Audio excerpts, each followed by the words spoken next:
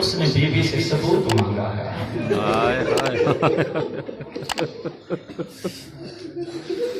بہت بڑی بات ہے۔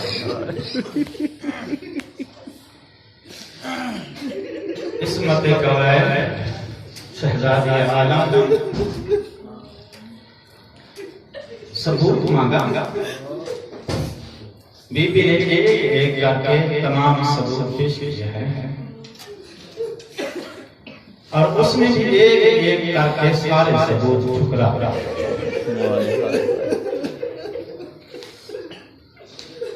تاریخ کا المیہ یہ ہے، مسلمان معاشرے کے اندر رہتا ہوں میں نے دیکھا ہے مسلمانوں کو بعض دفعہ ہوتا ہے کسی کو قسم دینا پڑ جائے تو اس کو وضو کرانے کے بعد اس کو مسجد میں لے جاتے ہیں یا قبرستان میں لے جاتے ہیں، پھر اس کے سر پہ قرآن رکھ کے اس سے قسم لیتے ہیں۔ اس کے بعد چاہے اس کی قسم جھوٹی ہی کیوں نہ ہو اعتبار کر لیتے ہیں۔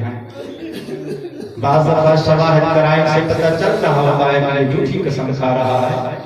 لیکن پھر بھی وہ بندہ جس کا نقصان ہوتا ہے وہ کہتا ہے ٹھیک ہے جھوٹی قسم کھائی ہے، لیکن اس نے چونکہ قرآن کی قسم کھا لیا ہے تو میں نے قرآن کے سب سے اس کا اعتبار کیا چھوڑ۔ تاریخ یہ کہتی ہے کہ ایک طرف مسجد نبوی کے ایک جانب قرآن مجید کا نسخہ تھا، دوسری جانب قبر نبی کی تھی۔ مسجد میں لے جاتے ہیں کیونکہ مسجد عبادت گاہ ہے، قبرستان میں اس لیے لے جاتے ہیں کیونکہ وہ عبادت گاہ ہے، اور کوئی بندہ عبادت کے مقام اور عبرت کی جگہ پہ جھوٹی قسم نہیں کھاتا۔ بی بی مسجد میں کھڑی تھی، ایک دفعہ قرآن مجید، ایک سائڈ میں قرآن مجید،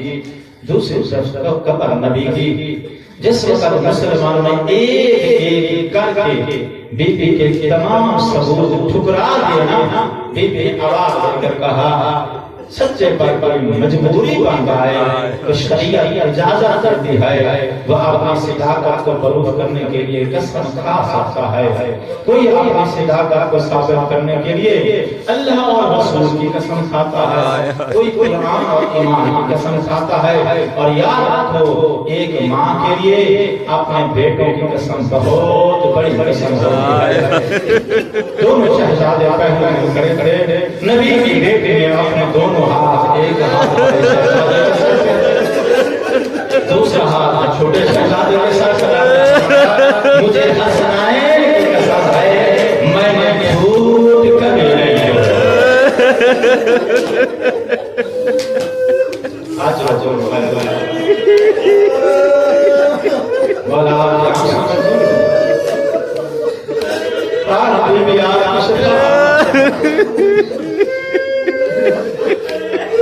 دنیا کے ہر غم سے پار بی بی کے مسائل کا سوچ کر خدا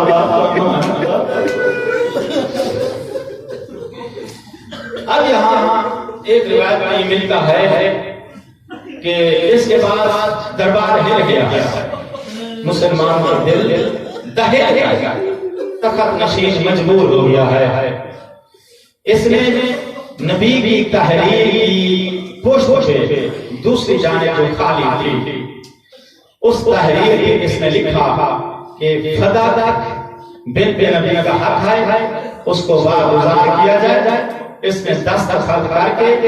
تحریر واپس کیا۔ سیرت الحلبی جلد نمبر 3 صفحہ نمبر 391 علماء ہیں، نجف کا شہر ہے، کتابوں کی کمی نہیں ہے، لائبریری میں جاؤ حوالہ چیک کرو۔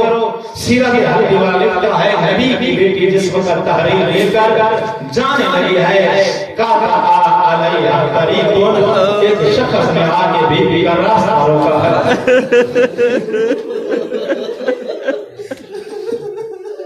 جب اس کو پتا چلا نا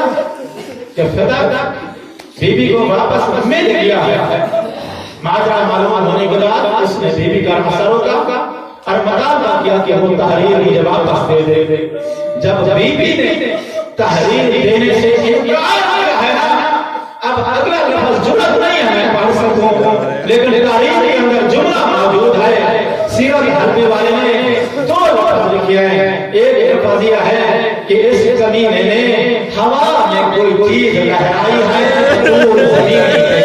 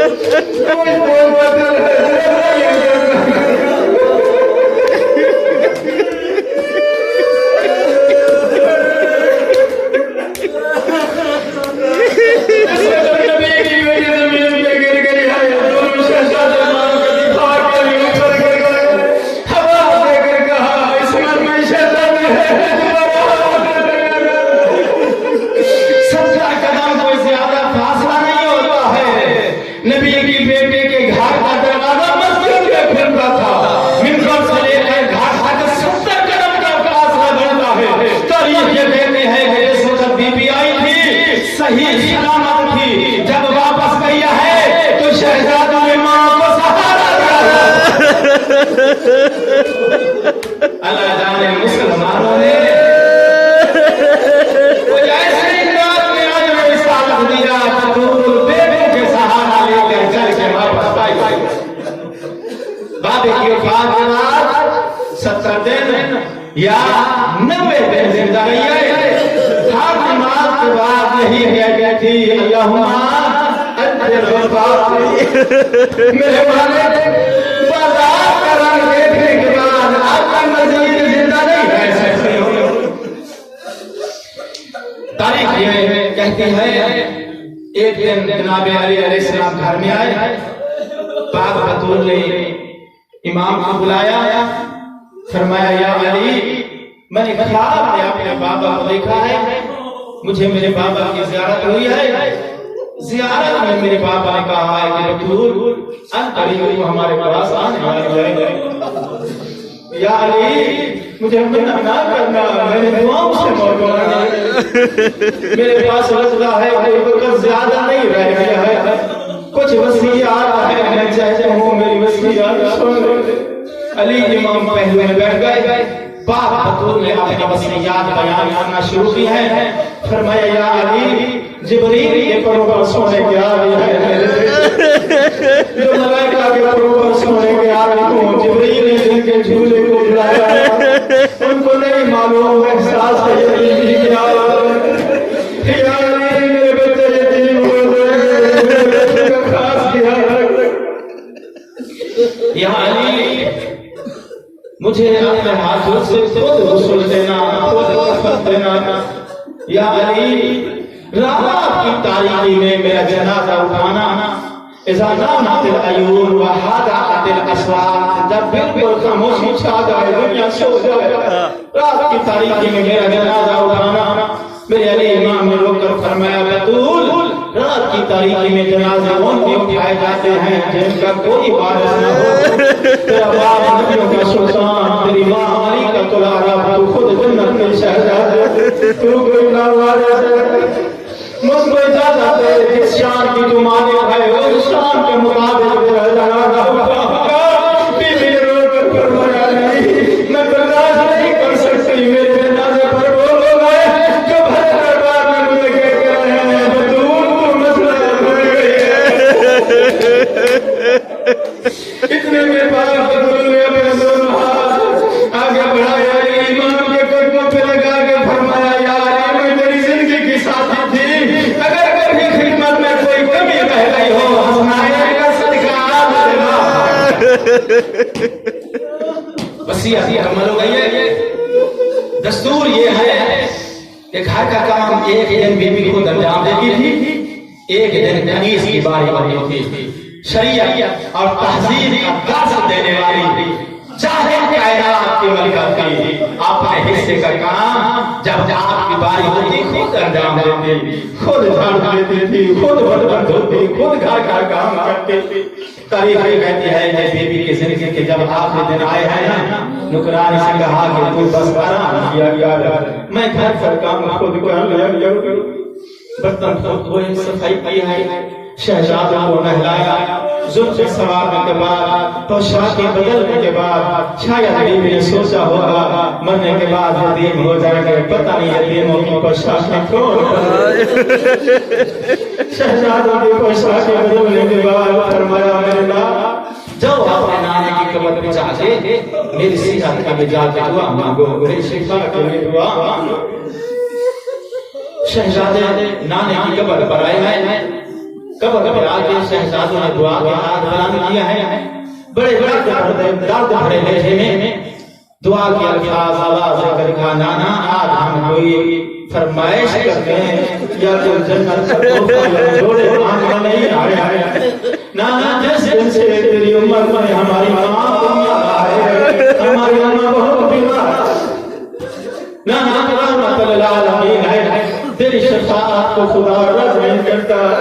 हमारी अम्मा की हक में शफाअत करो अल्लाह, हमारी अम्मा की शफाअत फरमाओ। कोई दर्द भरे अल्फाज से शहजादा के नबी की कब्र हिल गई, खाते फिर गए से आवाज आई मेरे लाल दुआओं के मौसम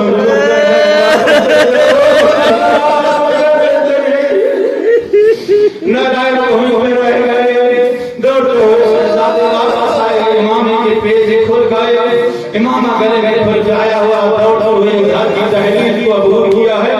दही ने रास्ता रोका, बीबी ने वसीयत की थी थोड़ी वाले घर में बच्चों को खाना देना भूल जाता,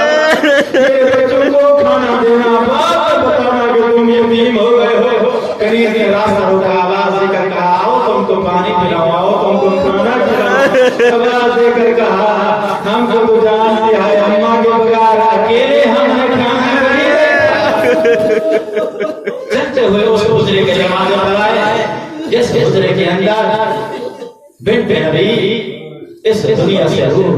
फिराक कर चुकी है। तारीफ करके अल्लाह मजलिस ने इस मंजर को लिखा। बड़ा शहजादा कमरे में दाखिल हुआ है, जी भाई के बयान किया है, बड़ा शहजादा दरवाजे पर रुक गया है, दरवाजे की कुंडली में हाथ डाल के आवाज दे के मां को मुखातब होकर कहा अम्मा मेरी यतीमी देख ईसा नबी से कम नहीं है, अम्मा तेरी शान हमारी हमसे कम नहीं है। ईसा नबी की मां जब दुनिया से गई थी, ईसा घर में नहीं थे, जब वापस आए लोगों ने बताया तेरी मां मर चुकी है, दरवाजे पे खड़े होकर उसने बैठ किया था मां दुनिया में तेरे सिवा मेरा कोई रिश्तेदार नहीं है, मिले बगैर दुनिया छोड़ के चली गई है, मुझे बुलाए भी तो आऊंगी, अम्मा गरीब हूँ गुजर कायम कर रहा हूँ, बुलाएंगे तो आऊंगा, वरना दरवाजे पे खड़ा होगा। की आवाज मलाइका से कहा है फजूल की रूह को वापस करो, हुसैन रोता हाथ आसमान में गिरेगा, हुसैन का रोना मैं बर्दाश्त नहीं कर सकता हूँ। कलाम अजल से रहमतुल्लाह अलैहि